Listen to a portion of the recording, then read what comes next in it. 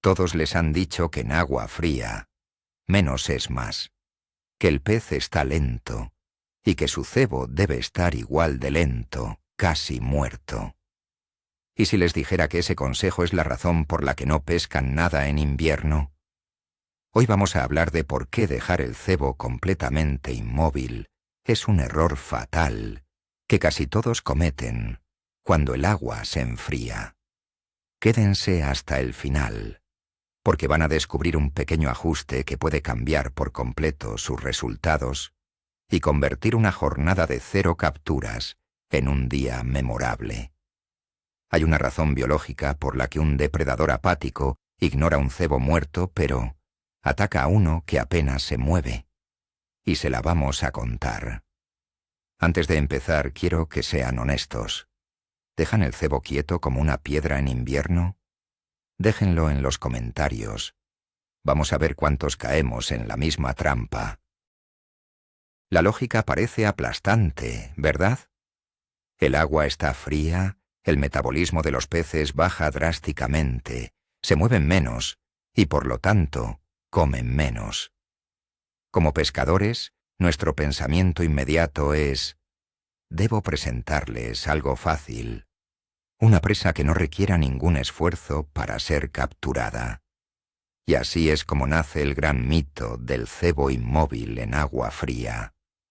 Es una idea que se ha transmitido de generación en generación, en las conversaciones de muelle, en las tiendas de pesca, en foros de Internet. Es una creencia tan arraigada en la comunidad de pescadores que casi nadie se atreve a cuestionarla. Se ha convertido en un dogma. Pero la naturaleza, amigos, es mucho más compleja y sutil que nuestra lógica simplista. Los depredadores, incluso los más aletargados y perezosos por el frío, siguen siendo depredadores en su esencia. Y su instinto de ataque no se activa con la nada, se activa con señales muy específicas, señales de vida, por débiles que sean, señales que un cebo completamente muerto, abandonado en el fondo, simplemente no puede emitir.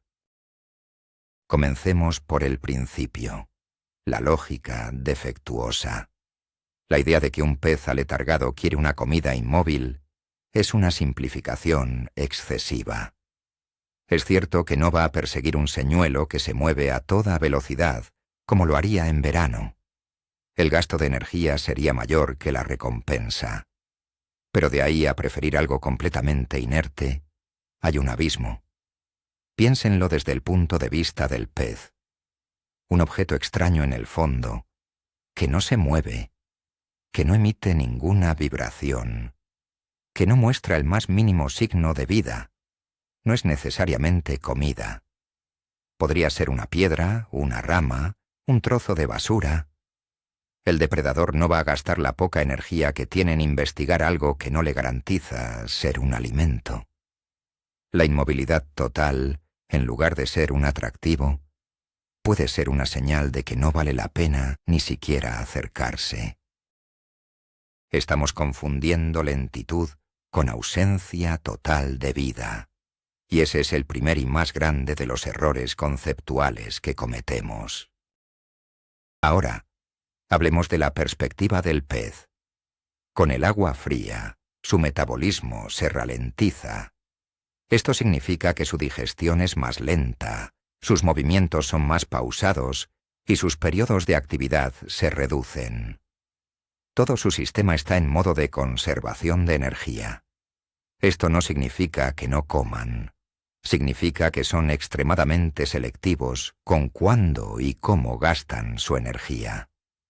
Un depredador en invierno está buscando la máxima recompensa calórica con el mínimo esfuerzo posible. Y aquí está la clave. Una presa viva, pero herida o debilitada, que se mueve de forma errática y sutil, es el objetivo perfecto.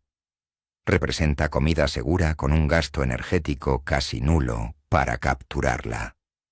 Un cebo totalmente inmóvil no encaja en esa categoría. No envía la señal de presa fácil, sino la señal de objeto inerte. El pez no lo interpreta como una oportunidad, sino como parte del paisaje submarino. El instinto depredador es un mecanismo complejo, perfeccionado durante millones de años de evolución. Y este instinto no se activa con la quietud absoluta. Se activa con el estímulo correcto. Pensemos en un gato. Puede estar dormitando, pero el más mínimo sonido de un ratón, el más leve movimiento, lo pondrá en alerta instantáneamente. Con los peces depredadores ocurre exactamente lo mismo, incluso en el agua más fría. Su cerebro está cableado para reaccionar a desencadenantes específicos. El principal desencadenante es la vibración o el movimiento de una posible presa. Un pez presa moribundo, un cangrejo tratando de esconderse, una larva moviéndose en el fango. Ninguno de ellos está perfectamente quieto. Siempre hay un aleteo, una contracción, un temblor. Esa es la chispa que enciende el instinto. Al dejar nuestro cebo completamente inmóvil, estamos eliminando precisamente ese estímulo fundamental que el pez necesita para pasar del modo de ahorro de energía al modo de ataque. Vamos con un ejemplo visual muy claro. Imaginen un pequeño pez herido en el fondo de un lago en pleno enero. El agua está a 4 grados. Este pececito no está nadando activamente, pero tampoco está muerto como una piedra. De vez en cuando, tiene una pequeña convulsión. Su aleta pectoral se mueve 1 milímetro. Su cola da un leve e involuntario coletazo. Son movimientos casi imperceptibles, pero están ahí. Un black bass o un lucio que esté cerca, observando, no verá un pez sano y fuerte, pero tampoco verá una roca. Verá una señal inequívoca de debilidad y vulnerabilidad. Es una campana que suena a comida gratis.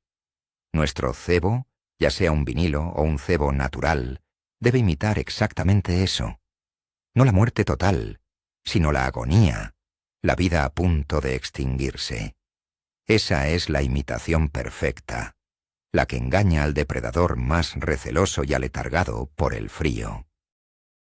Ahora, profundicemos en un aspecto técnico fundamental: la línea lateral. Todos los peces depredadores tienen este órgano sensorial increíblemente sofisticado, que funciona como un radar. Es una serie de poros a lo largo de su cuerpo que detectan los más mínimos cambios de presión y vibraciones en el agua. Pueden sentir el movimiento de una presa a distancia, incluso en condiciones de visibilidad nula. Cuando nuestro cebo está completamente inmóvil, es invisible para la línea lateral.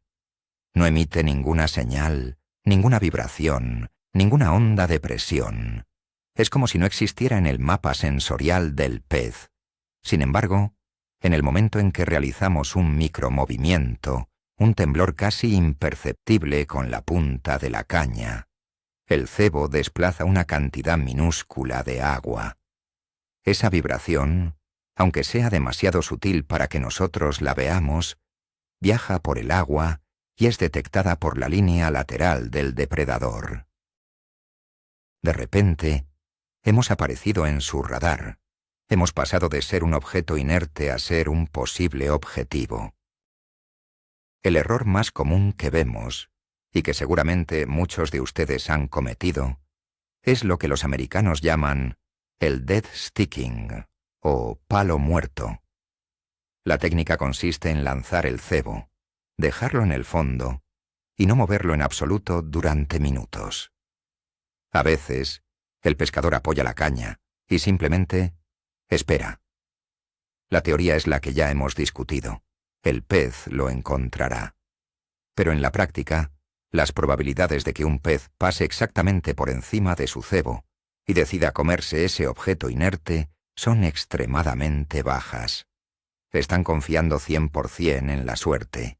La pesca activa, incluso en invierno, siempre superará a la pesca pasiva. No se trata de arrastrar el cebo por el fondo, sino de ser un titiritero sutil. Su trabajo es darle vida al señuelo, no abandonarlo a su suerte. La próxima vez que se vean tentados a dejar la caña quieta, recuerden que están pescando en modo lotería. Pensemos en la realidad de la naturaleza. Nada en el entorno acuático está jamás perfectamente inmóvil. Incluso si no hay corriente, siempre hay microcorrientes térmicas.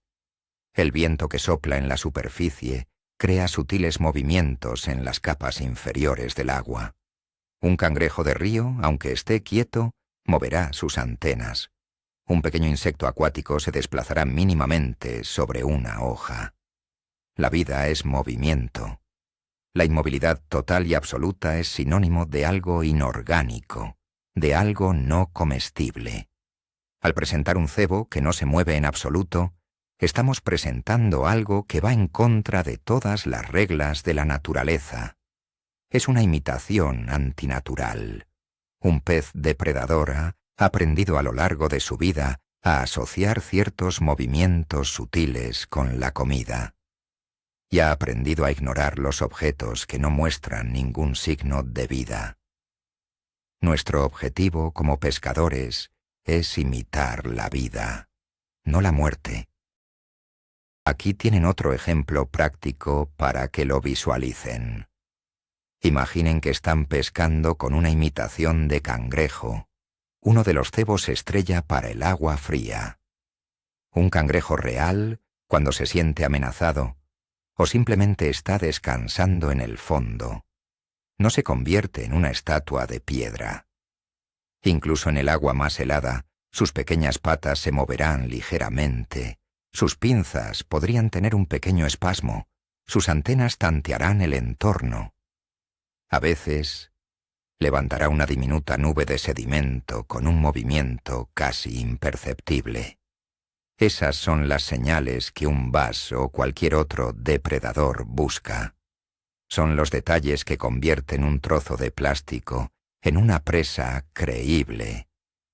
Si simplemente dejamos nuestra imitación de cangrejo en el fondo, sin más, estamos perdiendo la oportunidad de replicar todos esos pequeños detalles que marcan la diferencia entre una picada y una larga espera sin resultados. La clave de todo este concepto reside en entender la diferencia fundamental entre lento y completamente inmóvil. Son dos cosas totalmente distintas. Pescar lento en agua fría es absolutamente correcto. Las pausas largas son esenciales. Los movimientos deben ser cortos y sutiles, pero lento implica que hay algún tipo de movimiento, por mínimo que sea. Inmóvil, por otro lado, es la ausencia total de movimiento. Es el cero absoluto. El error fatal es cruzar esa línea y pasar de una presentación lenta y pausada a una presentación muerta. Una pausa de 30 segundos es una gran táctica. Pero durante esa pausa, nada nos impide dar un levísimo temblor a la línea, casi una vibración, para recordarle al pez que nuestro cebo sigue vivo. La pesca en agua fría es un juego de sutilezas, y esta es, quizás, la más importante de todas. No confundan la paciencia con la inacción. Entonces, ¿cómo aplicamos estos micromovimientos de forma efectiva? La respuesta es, con una sutileza extrema. No estamos hablando de dar un tirón al señuelo o de arrastrarlo por el fondo. Estamos hablando de movimientos que apenas son visibles en la punta de la caña. Una técnica muy efectiva es, una vez que el cebo está en el fondo, simplemente tensar la línea muy suavemente hasta que sientan el peso del señuelo, y luego destensarla un poco. Repitan esto cada 10 o 15 segundos. Este simple acto hace que el cebo pivote sobre sí mismo, que se levante una fracción de milímetro y vuelva a caer. Otra técnica es dar pequeños toques o temblores a la línea con el dedo índice, sin mover la caña. Es un movimiento tan sutil que solo genera una vibración que se transmite por el sedal hasta el señuelo. El objetivo no es mover el cebo de sitio, sino hacer que tiemble en el mismo lugar, imitando los últimos espasmos de una presa. La punta de su caña es su mejor aliada en esta técnica. Necesitan una caña sensible, preferiblemente de acción rápida, que les permita sentir el fondo y transmitir estos movimientos con precisión. Olvídense de mover el señuelo con el carrete o con grandes movimientos del brazo. Todo el control debe venir de la muñeca y de la punta de la caña. Imaginen que son un cirujano realizando una operación delicada. Los movimientos son mínimos, controlados y precisos. Un ligero giro de muñeca puede hacer que la punta de la caña se mueva apenas 1 centímetro. Pero eso es más que suficiente para que su vinilo en el fondo se levante y se mueva de forma provocadora. Practiquen estos movimientos en la orilla, con el cebo a la vista, para entender exactamente qué efecto tiene cada acción que realizan con la caña. Se sorprenderán de lo poco que se necesita para darle vida a un señuelo. En la pesca con micromovimientos, observar la línea es más importante que nunca. A menudo, la picada en agua fría no es un tirón violento como en verano. Puede ser increíblemente sutil. A veces, es solo un ligero toque que apenas se siente. Otras veces, la línea simplemente se destensa de repente, indicando que un pez ha cogido el cebo y se está moviendo hacia ustedes. O quizás vean que la línea, que estaba quieta, empieza a moverse lentamente hacia un lado. Por eso, es crucial usar una línea de un color visible, como el amarillo o el verde fluorescente, especialmente si usan un bajo de línea de fluorocarbono. Su atención debe estar dividida, una parte en sentir con la caña y la otra en observar cualquier anomalía en el comportamiento de la línea. Muchas de las picadas más importantes del invierno no se sienten, se ven. Quien no mira su línea está pescando a ciegas. A veces, la propia naturaleza puede hacer el trabajo por nosotros, y es importante saber aprovecharlo. Me refiero al poder del viento y la corriente. Si hay un poco de viento, por ejemplo, pueden usarlo a su favor. Lancen y dejen que se forme una ligera panza en la línea. El viento que empuja esa panza transmitirá un movimiento constante y muy natural al señuelo en el fondo. Lo hará balancearse y temblar de una forma que es casi imposible de imitar a mano. Es una presentación súper sutil y efectiva. Lo mismo ocurre con las corrientes, incluso las más débiles. En lugar de luchar contra ellas, utilícenlas para que su cebo se mueva de forma natural. Dejar que la corriente arrastre lentamente el cebo por el fondo, dándole pequeños toques para que no se enganche, es una de las tácticas más letales. Aprendan a ser socios de la naturaleza en lugar de luchar contra ella. Es hora de desmontar otro mito relacionado. La idea de que los peces no perseguirán un cebo en agua fría. Esto es una verdad a medias que conduce a conclusiones erróneas. Es cierto que un bass no va a recorrer 10 metros a toda velocidad para cazar un crankbait en enero. Sin embargo, sí se moverá para atacar un objetivo que considera una comida fácil. La clave está en la distancia y la velocidad. Si nuestro cebo, con sus micromovimientos, atrae la atención de un pez que está a 1 o 2 metros de distancia, y éste lo interpreta como una presa moribunda, es muy probable que se desplace lentamente para engullirlo. No es una persecución, es una aproximación. El error es pensar que, porque no hay persecuciones explosivas, el pez está anclado en un solo punto. Se mueven, pero en un radio mucho más corto y de una manera mucho más deliberada. Nuestro trabajo es provocar esa aproximación final. No todos los señuelos son iguales para esta técnica. Hay algunos que brillan especialmente cuando se trata de aplicar micromovimientos. El montaje Ned Rig es el rey indiscutible. Su diseño hace que el vinilo se quede en posición vertical en el fondo, y el más mínimo temblor de la línea lo hace balancearse de forma irresistible. El drop shot es otra opción fantástica, ya que permite mantener el cebo suspendido justo por encima del fondo, temblando en el sitio sin apenas mover el plomo. Y por supuesto, el clásico montaje wacky, con una lombriz de vinilo. Al tensar y destensar la línea, los dos extremos de la lombriz se contraen y expanden, creando una pulsación sutil pero muy visible. Elijan señuelos pequeños, de materiales blandos y flotantes, que reaccionen al más mínimo impulso que les demos con nuestra caña. La sutileza del señuelo debe ir a la par con la sutileza de la técnica. Debemos entender la psicología de la picada en agua fría. A menudo, no es una picada por hambre voraz, es una picada por puro instinto, una reacción a un estímulo.